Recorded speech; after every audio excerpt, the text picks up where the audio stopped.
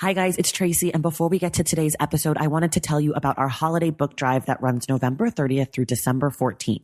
We are buying books for Rocket Ship Delta Prep, a school in Antioch, California, where 85% of the students live in poverty. The school doesn't have the funds to supply books to students, so many of the books that kids are reading in class are just photocopies of books stapled together.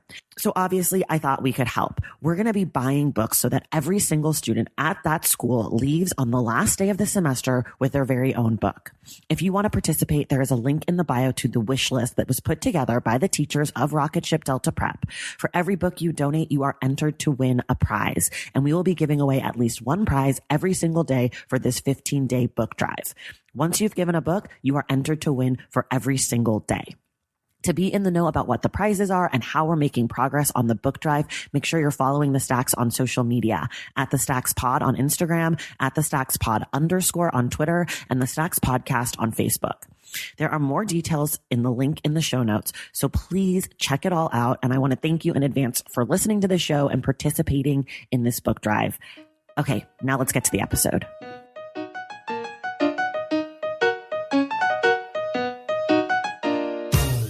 Welcome to the Short Stacks, our shorter conversations with authors about their process and their books. I am your host, Tracy Thomas, and today I am geeking out because our guest is an author I have hugely admired for his work as a writer and an advocate. Our guest is 3-time New York Times best-selling author Shea Serrano, whose most recent book, Movies and Other Things, came out in October. As a side note, Shea's books make amazing gifts. I know because I've been giving them out to my loved ones for many years. Okay, before we talk to Shea, let's do a little housekeeping.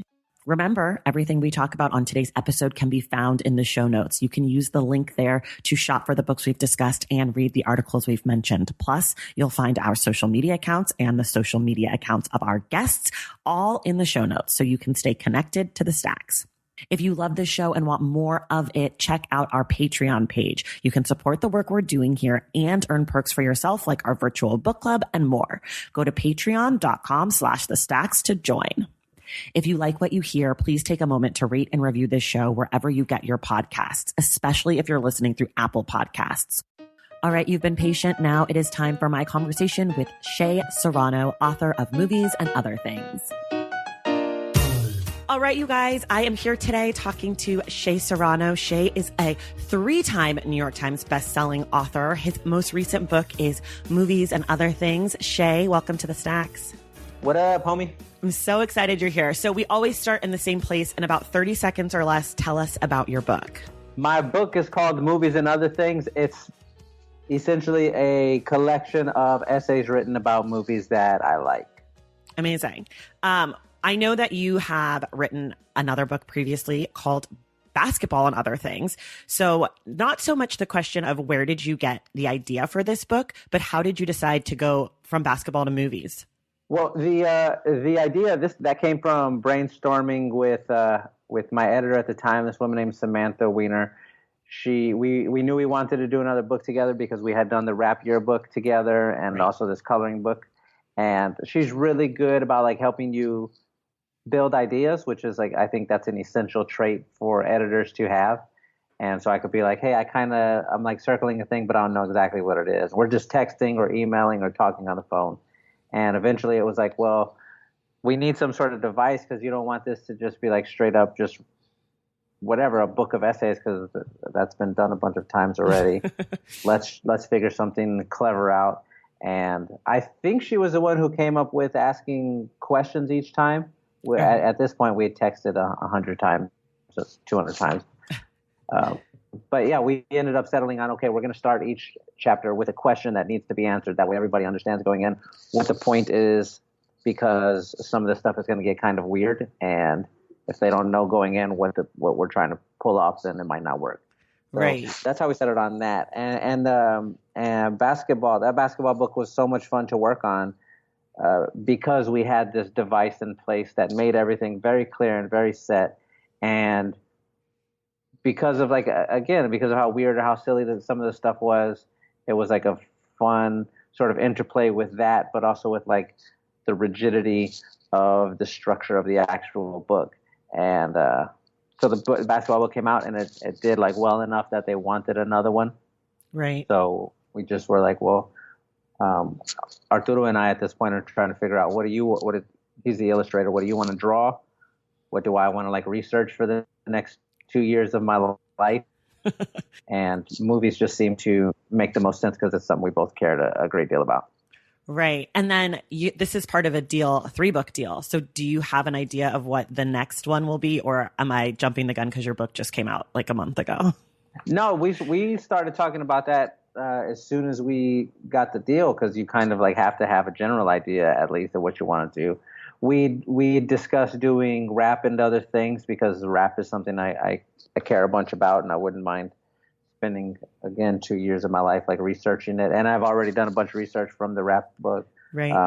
Also television. That's another thing that I greatly enjoy. It's going to be one of those two things. So there are only 4 things in my life that I like really like: basketball, rap, movies, and TV. Got it. It's gonna be somewhere in that space. Okay. Well, you've narrowed it down very obviously. These are the things I like. This is where I'm going. One of the things that I love about this book and your and rap, your book, and basketball and other things is that your writing leaves room for other people's arguments. So whether it's, do you think that, like, who do you think is the X, Y, and Z, or, you know, did they do the right thing by trading Kit Keller? Like, all of your books you have these questions that are very open. So I'm curious, is that something that you think about consciously in your writing, how you want your books to function, or versus going with like a much more persuasive argument style, which is like, this was the thing that happened, or this is the right answer? I feel like I want it to be open like that. Yes. Yeah. Okay. I think that was a mistake that I made in the rap yearbook, was trying to position it as like, this is the history of rap. Like if I was rewriting that again today, it would feel a little bit differently. Now, we did get other voices in there. I thought that was like, I was like trying to make sure that there was a way for me to say the things that I'm talking about here are not like, this is not the definitive pick or whatever. Right, in the rap yearbook. Yeah, it was like, this is the most important song of every year. And then at the end of each chapter, we would have like a writer buddy of mine would write, oh, actually, you picked the wrong song. It should have been this one. And they'd try to summarize it in 200 words or whatever. And that was like my favorite part of the book, was allowing those other voices in there. So when we did the basketball book, it was like, okay, I don't want this to feel like, or I don't want for us to market this as like the history of basketball, or like these are the truths of basketball. Right. I want this to definitely feel more like this is just some stuff that I like and some stuff that I feel. And if I'm writing the things that I'm writing, hopefully when I like lay out what the chapter is, or like just say the title of the chapter, you should in your head already have an idea of like how you would argue this. Yeah. And I want as a reader, I want for you to like read the thing and go like, you got this totally wrong. It should have been this. Like that's to me the most enjoyable part of consuming any sort of pop culture, is when you get into these like, oh, I think you read that wrong, or I think you made this decision wrong. And then you can like, you know, sort of thoughtfully explain your side of it. That's the most fun part. It's never fun if you're like out with a group of friends and somebody goes, oh, did you see this movie? I thought it was incredible. And then everybody at the table goes, you're correct. It was incredible. And then that's the end of the conversation. It's like the lamest way to exist. I think it's more fun if somebody's like, no, I didn't think it was that good because of this. I prefer this other thing. And then like, you know, that's to me sort of a fundamental part of the process of talking about this stuff. So I want that to be in the book. Yeah. Yeah, well, I want to thank you for including A League of Their Own, because that is my all-time favorite film, and I feel like a lot of people overlook that movie and act like it's not the greatest thing that ever happened in cinema and baseball movies. And I, when I'm flipping through the book, I saw the art and I was like, I looked at my husband and I was like, well, Shea Serrano is still my hero because he included a whole chapter. And you're 100% right. Dottie dropped the ball on purpose. Obviously, there's no debate. Like, people who think that she didn't, you think she just all of a sudden is a bad catcher? She just all of a sudden can't handle her little sister? Like, that's not how siblings work. It doesn't make any sense at all. It makes zero sense. And yeah, and as far as like a piece of cinema, if you cut if you don't trade Kit, you don't get the greatest scene possibly in the movie, where there's the blow it out your rear end followed by has anyone seen my new red hat, which is, those are iconic moments in the film, and you lose that. Like, you lose, it's a turning point. So basically they did the right thing, and that is the hill I'm willing to die on. Yeah, see, now this is one we're both aligned on as well. You can't trade Dottie. Nobody's trading the league MVP for a borderline all-star pitcher, right? And she dropped the ball. But 100%. A League of Their Own. I watched that. I remember watching it when I was a kid, and just like immediately being drawn in. I think as far as sports movies go, baseball makes for the best type of sports movies because there's so much empty space in a game for you to just like put everything you need to in there. Basketball is sort of harder to shoot because it's so fluid. Football, you've got too much like junk in the way all of the time. Right. And I think in baseball movies, you can fake the actions of playing baseball a lot easier. Like, it's hard to fake, like, to make an actor look like they're good at shooting a basketball if they're garbage. Right. Yeah. I mean. But yeah, I always love the League of Their Own. Yeah, it's so good. I think I mentioned this in the book. I think it's one of the 3 best baseball movies of all time. Yeah. And depending on like whatever one, for me anyway, whatever one is the one I've watched the most recently between Major League, The Sandlot, and The League of Their Own, like that's the one I'm going to say is the best. Yeah, I think those are definitely the top 3, but A League of Their Own for me is a whole level above. My dad used to give me one VHS tape, and I could record whatever was on TV when I wanted. And so what I would do is whenever A League of Their Own was on TBS, I would just put it in and hit record. So the tape wasn't actually watchable. It was just scenes of A League of Their Own chopped up in order. But it's still my favorite movie. My brother and I still quote it regularly, like during the World Series this year. You know, I'm looking at the umps were calling crazy strikes and balls this year, and I'm just going, that looked good to me, Ellen Sue. That looked good to me. Like, all the lines. I do have a question about writing, about music, basketball, and movies, which is, how do you approach knowing that your audience doesn't necessarily know what you're talking about? Because with the Rap Yearbook, you could just listen to the song at 3 minutes of your time, and then you could be like, okay, I kind of get this. But with movies and other things, I don't think everyone that is reading your book necessarily has seen every movie that you mention, nor is everyone as deeply involved in basketball. So is that something you're conscious of or worried about? Or are you just like, people will get it, they'll figure it out? That was something I was really nervous about, especially with the movie book, because like you're mentioning, it's easy to listen to a song and be like, oh, okay, cool, I'm caught up. A movie is a 2-hour, usually somewhere on a 2-hour commitment.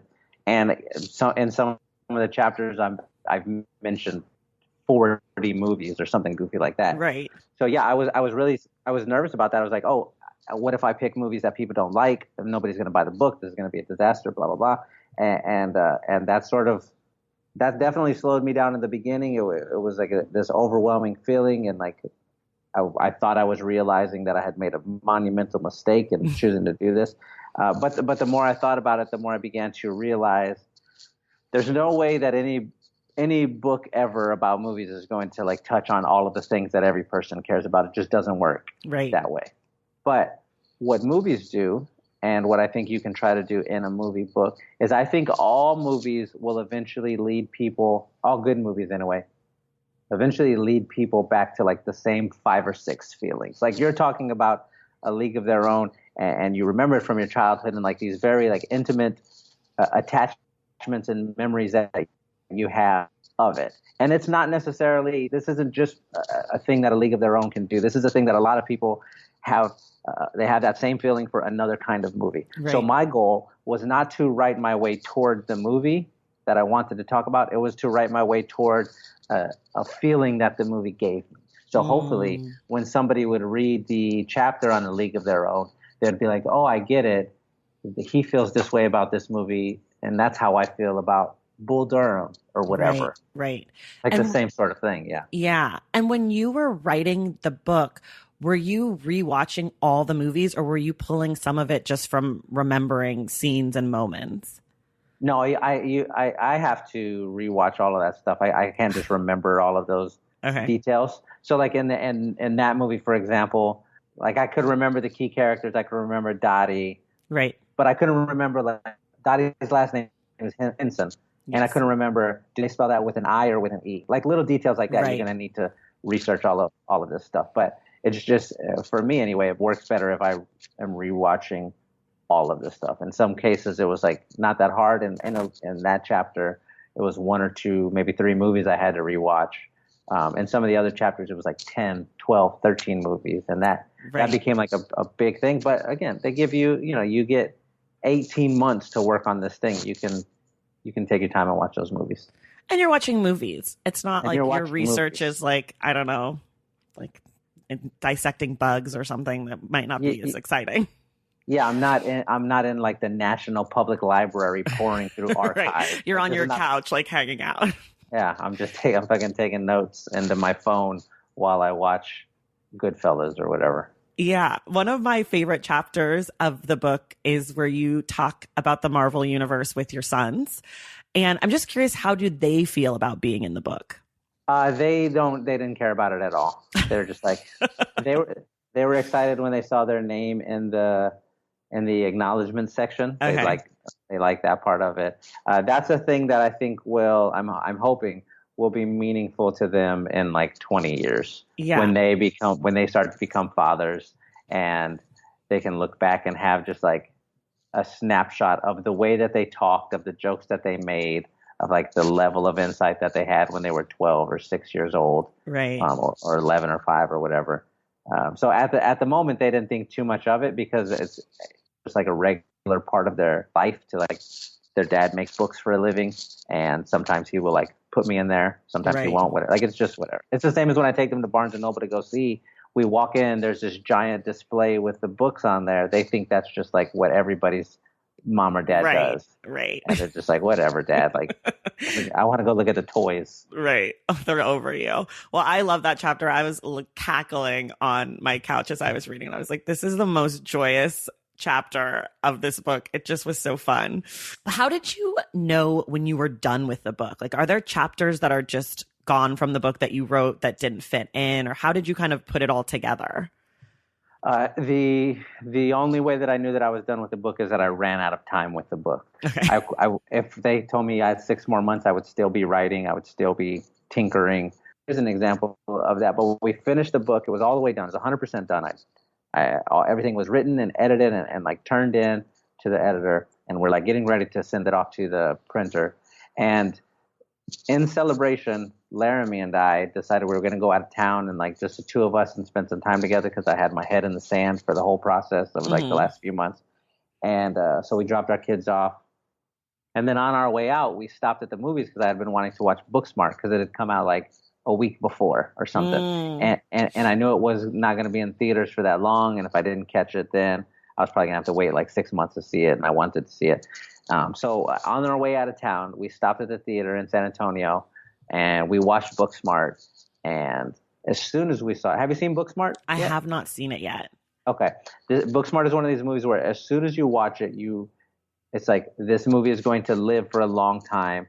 I really like when movies are like tentpole moments, when you know any movie that comes after this is going to like take a piece of this movie forward with it. And Booksmart is a high school movie, and typically in high school movies you've got like a cast of like similar characters. You've got like the athlete, the bad guy, or the rebel or whatever, the like princess. Like for 20 years or whatever, we had the same 7 roles that everybody needed to fill in. It didn't matter if it was like Can't Hardly Wait or The Breakfast Club. So everybody fit into a role. And starting with this movie called Election, there's a character in there named Tracy Flick. Yeah. And she was like this sort of new creation, and we hadn't seen anybody new until Booksmart showed up. That's what high school looks like now. Every high school movie that comes out from here forward is going to have one of these characters in there, or a version of these characters. And that's why I wanted to write about it. Anyway, this is getting longer than I had anticipated. But we went and we saw the movie, and I had all of these like immediate feelings about it because I had just spent all this time watching all the high school movies. And on our way out of the parking lot, I asked Laramie if she could drive. And she's like, all right, cool. She started driving. I emailed the editor and I'm like, hey, we need to delete a chapter from the book because we need a book smart chapter in there because it's going to make the book better. And they were like, I don't know, we don't have any time. And I'm like, it's Friday anyway, and we're not doing anything until Monday. So just give me the weekend. And if I can get a chapter done and the art done, we'll slide it in. It won't be that hard. And they're like, all right, cool, go for it. And so poor Laramie, we're going to this city a couple of hours away. She drives there while I'm like typing in the car on my laptop and talking with Arturo, telling him the illustrations we need. And we're just like trying to hurry up and get it done. And fortunately, we were able to get it in there. But all of this to say, if they had given me eight more weeks with the book, there probably would be 8 different chapters in there. Right? Like, who knows? You never know when you're done until they tell you that you're done with it. Right. Who was the first person you let read the book when you finished it? The first person I let read the fully finished version of the book that wasn't directly involved. Yeah, not your editor or not Arturo or whatever. Is a young woman named Marissa Gutierrez. She works as she's like an assistant for me. Okay. She's in college in San Antonio, and we were talking earlier about all of the movies listed in the book. I asked her, I said, Marissa, can you do me a favor? Everybody keeps asking me what movies they need to watch if they want to read the book. And she's like, all right, cool. Yeah. How many movies was it? It's 260 something. Oh my God. And I was like, oh, well, I'm not going to put this list on the internet because it's going to scare everybody away. Yeah. But she was the first non-publishing person who read it, which is cool. That's awesome. Valentine's Day is upon us, and I've got love on the brain. Love for books. Duh, of course. Hello. Did you forget what podcast you're listening to? I love bringing you all great reads, exclusive author interviews, and behind the scenes book gossip. But I can only do that with your support over on Patreon and Substack. Our Stacks Patreon community, also known as the Stacks Pack, is where you can go for book club meetups, a private, very active Discord, and a year-long mega reading challenge to help you achieve all your reading goals. Plus, you also get that monthly bonus episode. Now, over on the Substack, you can subscribe to my newsletter, Unstacked, where I keep the book conversations going. I also give you a healthy dose of sports and pop culture, definitely some hot takes happening over there. And again, that bonus episode. If you don't have a few dollars to spare, don't worry. There are free options on the Substack and the Patreon to get you a little extra Stacks magic. Making this podcast is a total team effort, and by supporting my Patreon and my Substack, you allow me to support my amazing team that makes the show possible every single week. So if you or your friends are looking to meet other book lovers and support this indie podcast, come hang out with me on Patreon, Substack, or both. I would love to have you. And since we're talking about love, you can gift subscriptions to the Patreon and the Substack for that special reader in your life.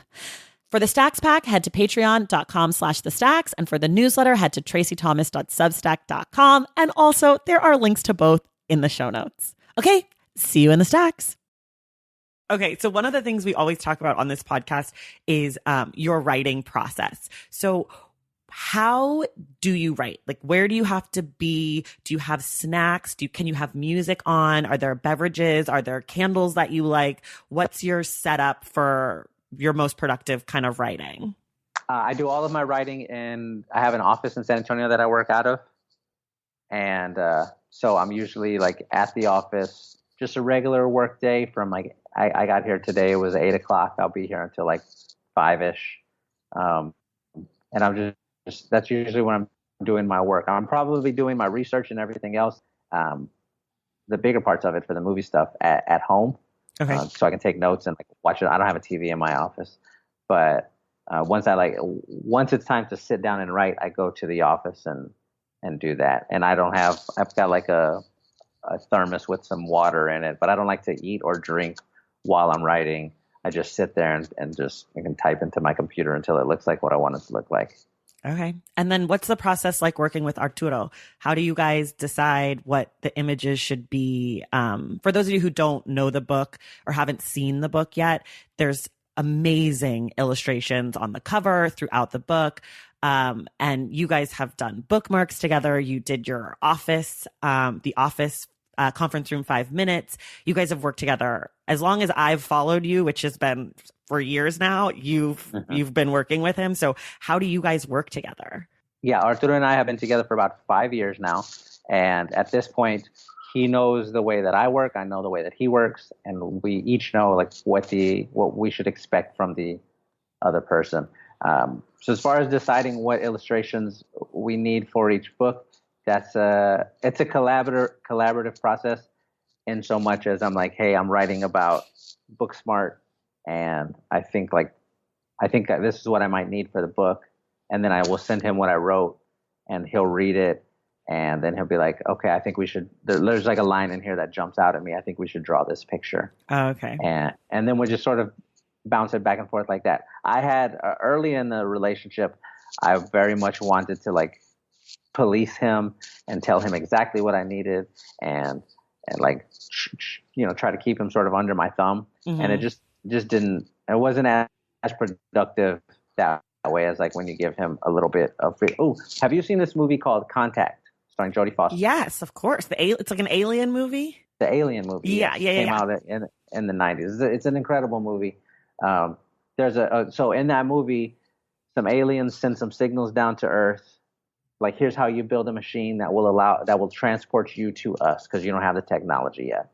And the humans figure it out, and they are building this thing. And basically, you're supposed to get inside like this metal ball, and you just stand there, and then the ball drops through this other contraption, and it zooms you over to where you need to go. Right. That's what they're supposed to do. And of course, you watch the movie, and you see the humans decide when they look at this, they go like, "Oh, this isn't safe. We need to build like something for you to sit inside of the ball. Otherwise, it's going to be a disaster for you." And so they build it, and Jodie sits in it, and they drop the ball. She like starts shaking violently, and she's freaking out. And she's like, I don't know what's going to happen. I'm going to pass out. This is like terrible. And she eventually gets herself out of the seat. And when she does, everything is perfect and calm. And like, basically, this is my relationship with Arturo. I have to let him do what he wants to do, what he's telling me he wants to draw. If I try to police him, if I try to put a seat in the contraption, there's too much friction. There's too much that's no good. Right. Okay. I like that. I do want you to take a moment to flex your history-making New York Times bestselling title, because I think that's really fucking cool, and I feel like people don't even know. So tell everybody what happened to you this year when you became a 3-time New York bestseller. What that made you to the culture. To the culture. When that happened, Arturo and I became the first ever Mexican Americans to have 3 different books on the New York Times bestseller list, which is like wild to think about because it's been around for almost 90 years. Yeah, it's like one of those things like when in the Oscars where it's like, oh, in 2000, like Halle Berry won for the first, and you're like, that's amazing, and also how garbage. Yeah, and that's like what's funny is if a white person asks me and they're like, aren't you so proud and excited? I'm like, yeah, I am proud and excited.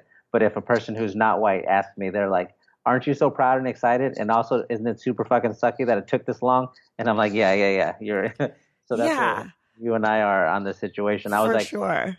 Cool, this happened, but also like, what the fuck were y'all doing for the last 85, 90 years? Right. Like there are other Mexican American authors, no offense to you, who like are amazing writers also, who like definitely should be on the list, who should be with you on the list. You should have been joining a class of, 80 amazing writers. Like it's crazy to me that it's you and Arturo and that's it, just alone up there.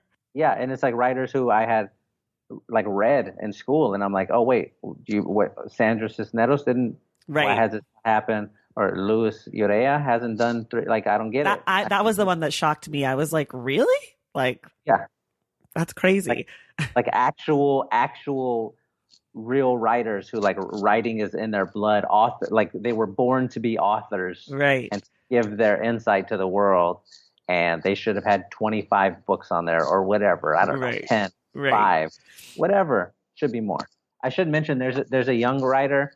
Her name is Erica Sanchez. She has, she's also Mexican American. She had a book that came out like a year or 2 ago that made it on the bestseller list. She's a YA author. Yeah. I think she's going to pass up everybody. Okay. She's going to blow by. She's your pick.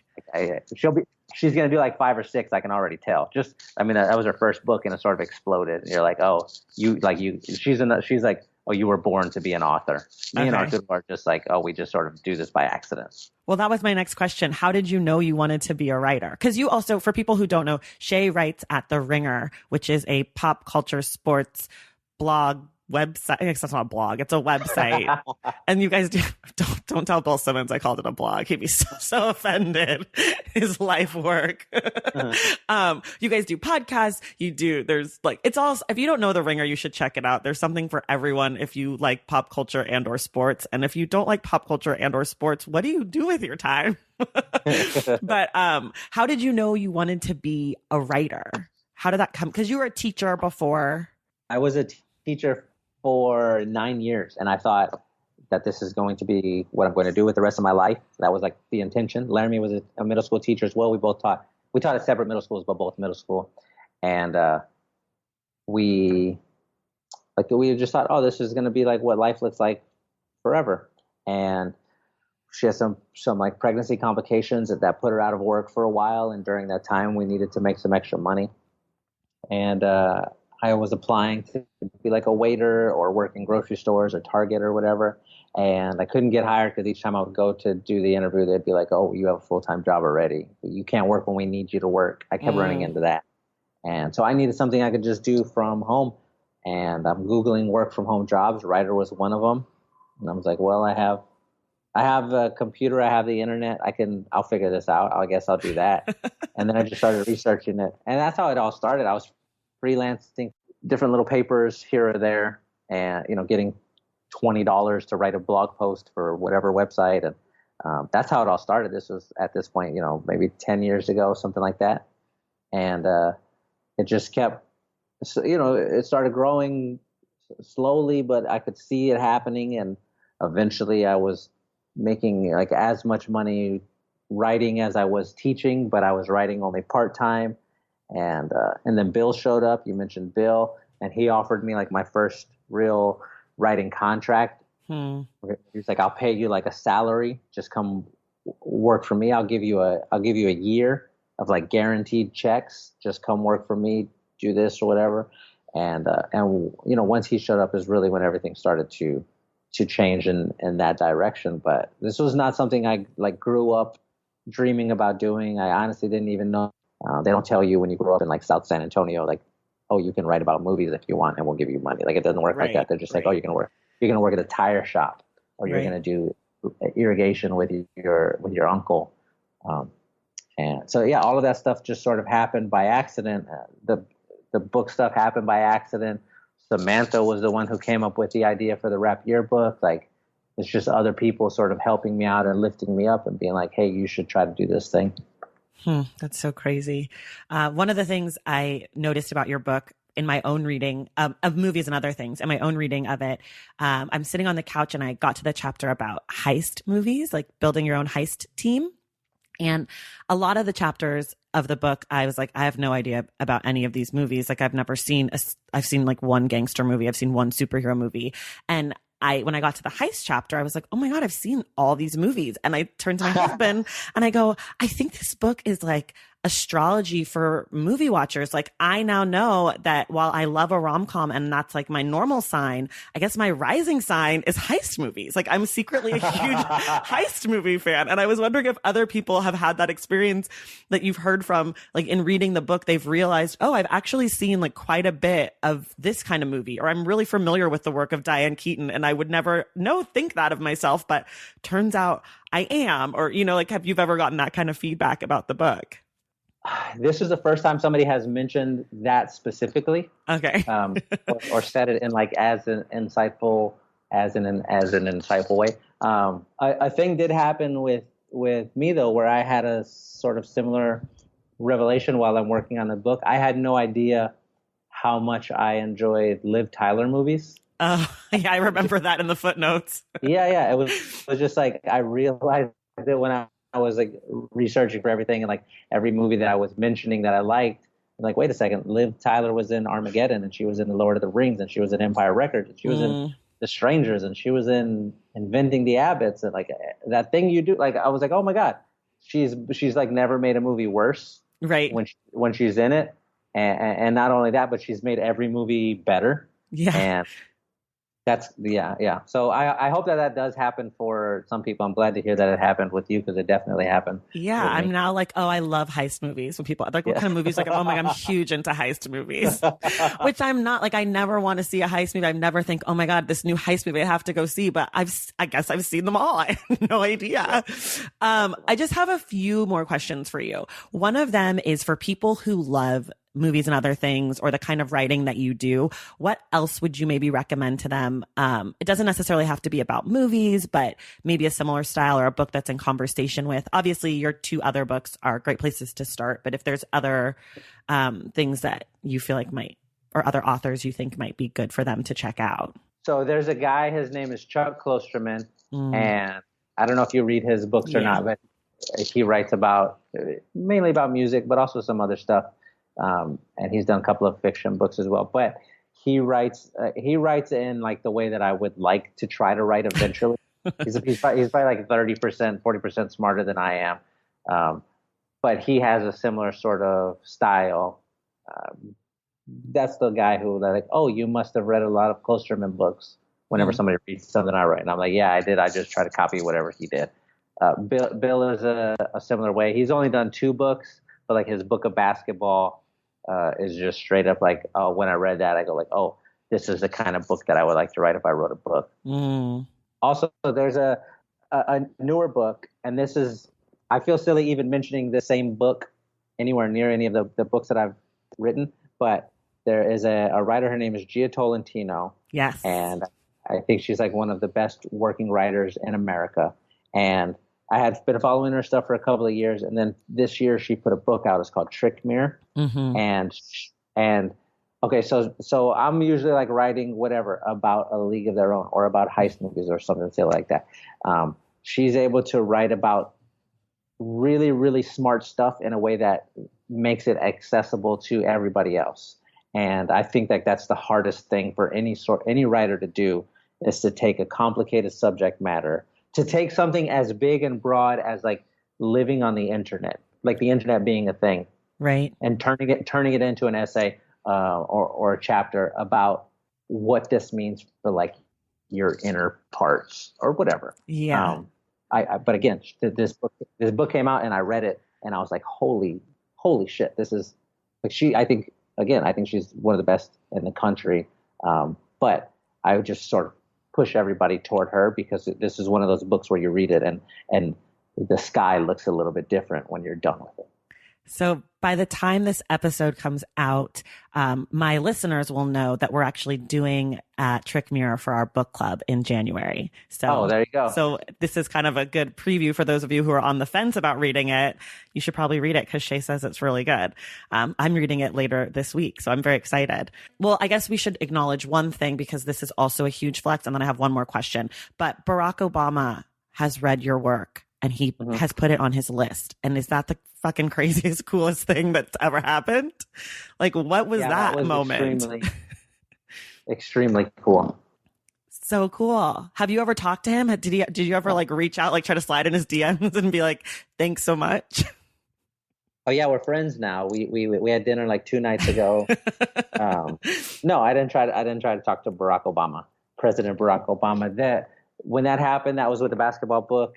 So this is 2017. He put it on his list of like favorite books of the year. And I'll tell you like a thing that I had not anticipated is the basketball book came out. It made it onto the bestseller list. And then the thing with Obama happened. And then got translated into however many different languages, whatever. It was like it had a nice little moment as far as like the trajectory of my career was concerned. I was proud of it. Right. And I felt really good about it. And then when I started working on the movie book, this was like the first time that I had felt real, legitimate, stressful pressure. Because I felt like people, and this is all sort of self-imposed, but I felt like people were looking at it going, well, if it doesn't do at least what the basketball book did, then it was a failure. Right. And that's like a hard place to write from, for sure. And part of me feeling that way was like, I was thinking, oh my God, President Barack Obama said this like nice thing about the book. How can this ever be topped? There's nowhere for me to go except down, at the very best lateral. And so I was really nervous about that. I was nervous that it wasn't going to sell enough copies. I was nervous it wasn't going to make the list. I was nervous it wasn't going to be number one on the list, which is an incredibly difficult thing to pull off. Right. But that's like what we were going for. And I was just like having nightmares leading up to the launch. I felt like it didn't matter what numbers the publisher sent me. Every time they sent them, I felt like it wasn't high enough as far as pre-orders or like daily sales or whatever. The book came out and it started to sell and it started to do well. And then I was on my way to a book signing with Arturo in Austin, and I got an alert on my phone, and it was from The Rock, from Dwayne Johnson. I saw that. And he read the book, or he read at least a chapter about him, and he said like a nice thing about it. And I felt in that moment a significant part of that pressure just sort of release out of my body and be like, oh God, okay, we have our name now. This person, President Barack Obama, said a nice thing about this one. The Rock said a nice thing about that one. We've like got our name. And then 10 minutes later, I was like, oh God, we have to do another book after this. And like, if we do rap, I'm like, oh, I hope it's Missy Elliott. Missy Elliott would be like, that would be so really, really, like that's how I'm going to aim. I'm going to write 7 Missy Elliott chapters, regardless of what type of book it is. Just in the hopes that she'll read it. Someone will tell her she's like in a book. I'm going to make a whole like Twitter campaign about it. I'm going to tell everybody to tag Missy Elliott and Instagram, whatever. I'm going to. That's awesome. You just mentioned your Twitter, and I think it would be silly if I didn't at least mention it. Shea, your Twitter is its own whole, it's like a whole movement. The FOH, the fuck out of your army, all your people, which I like to say that I'm proudly a member of. But you guys it's amazing. People just like it. You couldn't have made it that, you couldn't have set out to make it what it is, but it's just such an incredible community. And I think that probably every marketing person in America, every publicist, every social media, whatever comes to you and says, how did you do it? Because it's just such a crazy thing. Like, I don't even know if there's a question there, but what the fuck? Like, what is your Twitter and how is it so amazing? You sort of nailed it exactly there. None of this was stuff that we had planned or tried to do. It just sort of became this entity on its own. Right. Like everybody refers to it as the FOH or the FOH Army. FOH is shorthand for get the fuck out of here. It started as like a joke that I didn't even make. Somebody else made this in 2015. Yeah. And then somebody else grabbed a hold of it after that and that just became like the name. But yeah, it's just like this. It's basically just this silly thing where it's a group of people. We're all connected on Twitter, and every once in a while we will raise money for something or like give money to a place, and that's all that it is. And I wish I had a better explanation of it. I don't have a very good explanation for it. I can like halfway control it, but only. I'll give you an example. This is my favorite example when I'm trying to explain exactly what this thing is. I was on Twitter one day and I decided I wanted to make a donation to a place. And at the time I did not have like, whatever, I've got $400 in my bank account or something like that. Like not a lot of money. So I can't donate a lot, but I could be like, I'm going to donate $20. And then I'm going to go on Twitter where at the time, I don't know, I have 100,000 people following me or something like that. And I could be like, hey, I'm going to make a donation to a place. I'm not going to tell y'all where it's going to go until I make the donation. But if you want to get in on this, send your money here and then post a link to like a GoFundMe or my own personal Venmo or PayPal or whatever. And so I did that one day, and in like 2 hours or something, I had like $30,000 in my account. Just people sending me $5, $10, whatever. It all adds up to about $30,000. This is I haven't told anybody anything about what's going. Like I haven't seen a word. And they're just like, sure, here you go. Here's $30,000 without asking any questions. And then, of course, I tell them, okay, here's where we're sending the money. We make the donation. Everybody's like, great job, cool. We're all like high-fiving each other or whatever. Like a week later, 2 weeks later, I had decided I had put on a bunch of weight. And I was like, I'm going to start exercising. And as a way to like hold myself accountable, I'm going to talk about this on Twitter. And so I was like, oh, I know what I'm going to do. I'm going to get everybody to exercise with me. And I posted a thing on Twitter, and I was like, hey, everybody who just donated all this money, we're going to do a new thing. We're all going to go run. We're going to go run a mile tomorrow. That's going to be our thing. And we're going to do this once a week or whatever. And everybody was like, you can fuck off. I'm not going to run a mile.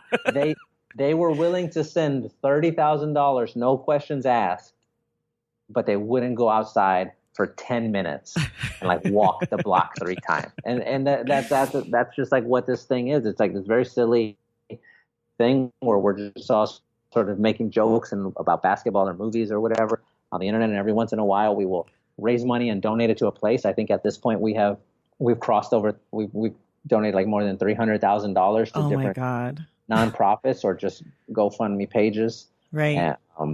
And that's just what it is.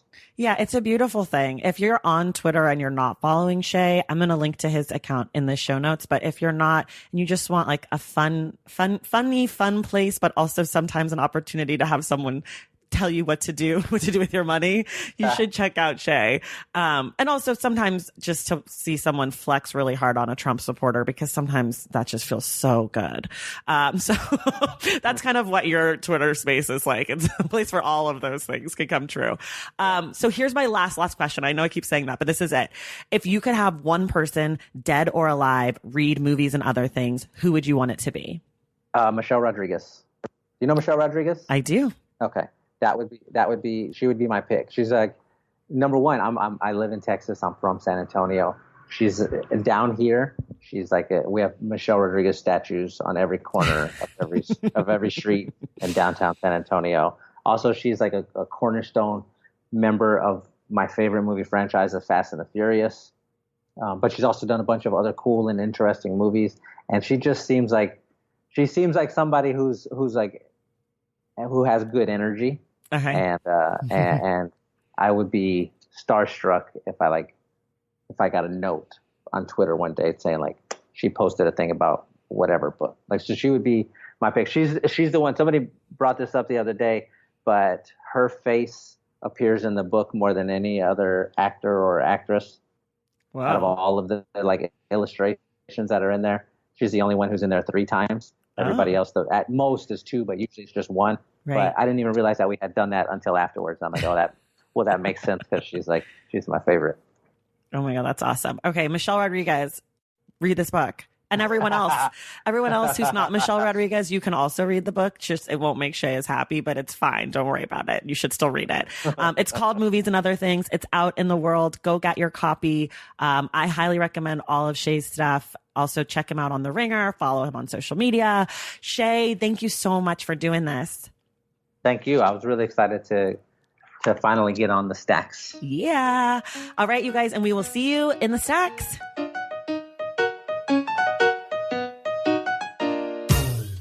All right, that's all for us today. Thank you guys so much for listening, and thank you to Shea Serrano for being our guest. You can get his book, Movies and Other Things, wherever you get your books. You can find everything we discussed on today's episode in the link in the show notes. Make sure to get your book recommendation read on air by sending us an email at askingthestacks@gmail.com. For more from The Stacks, please follow us on social media at The Stacks Pod on Instagram and at The Stacks Pod _ on Twitter, and check out our website, thestackspodcast.com. To join the Stacks Pack and get inside access to this show, head to patreon.com/thestacks. Make sure you are subscribed to this show wherever you get your podcasts. And if you're listening through Apple Podcasts, please take a moment to rate and review the show. Our graphic designer is Robin McCrite, and our theme music is from Tigirigis. This show was created and produced by me, Tracy Thomas.